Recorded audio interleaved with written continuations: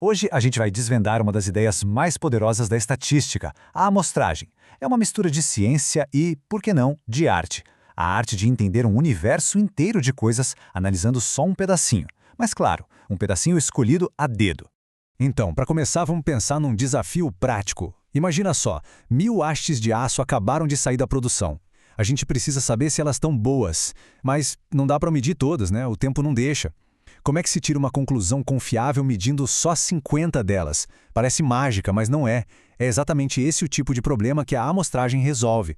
Isso nos leva direto ao coração do problema. Na ciência, na engenharia, em quase tudo que a gente faz, a gente se depara com um baita obstáculo. Quase sempre é inviável, ou caro demais, ou simplesmente impossível examinar cada item de um grupo que nos interessa.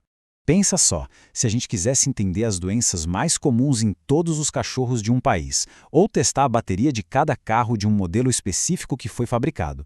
Analisar o todo é um desafio enorme, né? E é aí que a estatística brilha. Ela nos dá as ferramentas para lidar com essa incerteza e conseguir tirar conclusões valiosas que, de outro jeito, a gente nunca teria. A solução para esse dilema todo é bem elegante, na verdade, e ela se apoia em dois conceitos que são a chave de tudo: a população e a amostra. Então, vamos lá. O primeiro é a população. Em estatística, população é basicamente o universo inteiro que a gente quer entender. Imagina todos os estudantes de uma faculdade, ou todos os parafusos que saem de uma fábrica. Isso é o todo. E do outro lado, a gente tem a amostra, que é o pedaço que a gente de fato consegue pegar e analisar. É um subconjunto, sabe? Uma fatia daquela população que a gente escolhe para estudar. E a grande sacada é essa. Analisando essa fatia, a gente consegue tirar conclusões bem inteligentes sobre o bolo inteiro. Então, para ficar bem claro, a população é o todo. E a amostra é uma parte que, idealmente, representa o todo. O nosso maior desafio é fazer com que essa partezinha conte a história certa sobre o todo, que seja um reflexo fiel. Aí vem a pergunta de $1 milhão. Como é que a gente escolhe essa parte? E é aqui que a gente abre a nossa caixa de ferramentas. Porque não existe só um jeito de fazer a amostragem, mas sim várias técnicas. E essas técnicas, elas se encaixam em duas gavetas principais, digamos assim. A amostragem probabilística e a não probabilística. Vamos começar pela primeira gaveta, a amostragem probabilística. Aqui, a regra de ouro é a seguinte: todo mundo, ou tudo, daquela população, tem que ter uma chance de ser escolhido. Uma chance que a gente conhece e que não é zero. É o que garante um jogo justo, sem cartas marcadas na seleção. O melhor exemplo disso é a amostragem aleatória simples, que é a forma mais pura de amostragem probabilística. E para entender ela, a ideia de uma loteria é simplesmente perfeita. Pensa bem, não só cada bilhete tem a mesma chance de ser sorteado, mas o que é mais importante, qualquer combinação de bilhetes também tem a mesma chance que qualquer outra. É o acaso puro e simples. Mas não é só de amostragem aleatória simples que vive a estatística, não. Nessa mesma gaveta da caixa de ferramentas, a gente tem outras bem poderosas. Vamos passar rapidinho pela sistemática, a estratificada e a por conglomerado, que muita gente também chama de cluster. A sistemática, como o nome já diz, tem um sistema, um ritmo, a gente define um intervalo, tipo, vamos pegar a cada 10ª pessoa. E aí, a partir de um ponto inicial escolhido ao acaso, a gente vai contando e selecionando.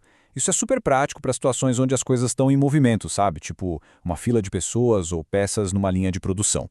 Agora, na estratificada, a palavra-chave é representatividade.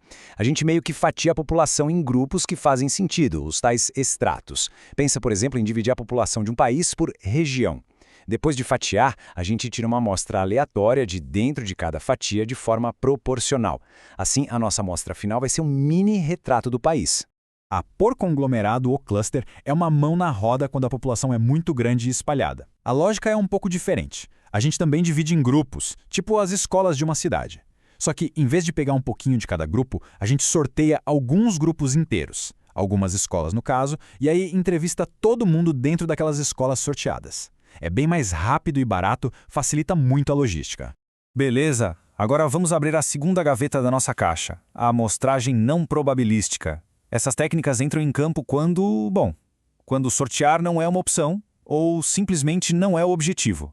Nesses casos, a escolha é mais baseada na conveniência ou no julgamento de quem está fazendo a pesquisa.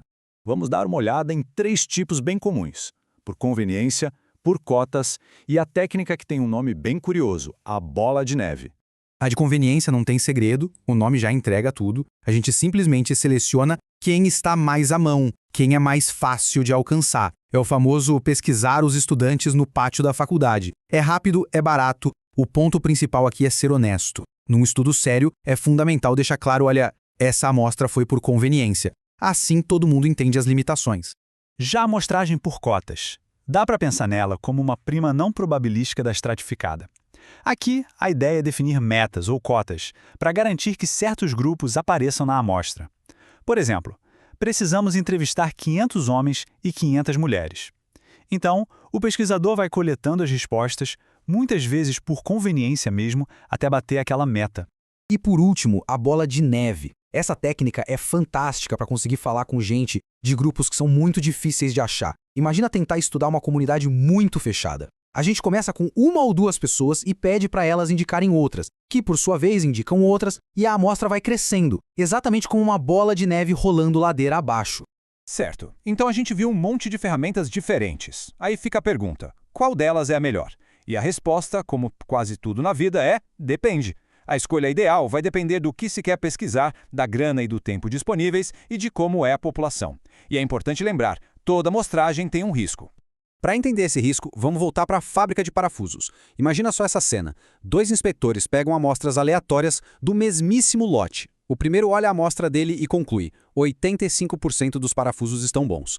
O segundo olha a dele e diz: não, 90% estão bons. Aí começa a discussão. Quem será que está errado nessa história? A resposta pode ser surpreendente. Talvez nenhum dos dois esteja errado. O que a gente está vendo aí é um fenômeno super importante chamado variação amostral. Se a gente pegar 2 amostras diferentes da mesma população, mesmo que o trabalho seja feito com todo o cuidado do mundo, é quase certo que elas não vão ser iguaizinhas. Essa diferença é natural, não é um erro, é simplesmente parte do jogo da estatística. Então, para a gente fechar e organizar as ideias, vamos a um resumo bem prático. Quer garantir que tudo seja o mais justo e aleatório possível? Tipo uma loteria? Vai de aleatório a simples. Precisa ter certeza que todos os grupos importantes estão representados na proporção certa? A melhor pedida é a estratificada. Está com pouco tempo e precisa de uma primeira impressão? A de conveniência quebra o galho. E para achar aquele pessoal que ninguém consegue encontrar, a bola de neve é a ferramenta. No fim, é saber escolher a ferramenta certa para cada trabalho. E para fechar, fica aqui uma reflexão. Da próxima vez que alguém apresentar os dados de uma pesquisa, seja no jornal, na internet, onde for, a pergunta mais importante que se pode fazer é: como essa amostra foi escolhida? Porque a resposta para essa pergunta diz quase tudo sobre o quão confiável é aquela conclusão. Saber um pouco sobre a amostragem nos torna leitores de mundo muito mais espertos e mais críticos.